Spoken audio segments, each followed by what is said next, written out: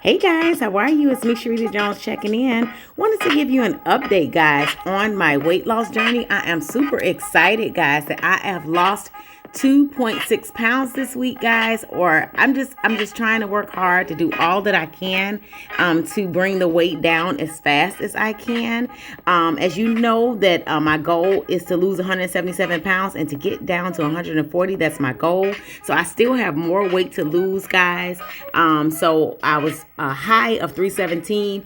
My current weight is 263. Yay! So I'm still pushing and still trying to do all I can to get the weight down, guys. And I still have 123 more pounds to go. So I'm doing a minimum of 30 minutes workout every single day, drinking lots of water, trying to get all the sleep that I can. I'm trying to do all I can to make sure that my eating habits are good. I'm doing fasting. I'm doing OMAD. I'm doing intermittent fasting. And that's all that I'm doing.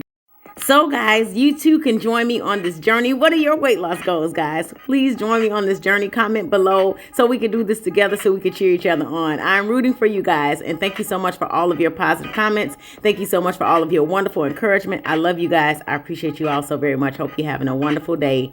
Enjoy. Talk to you soon.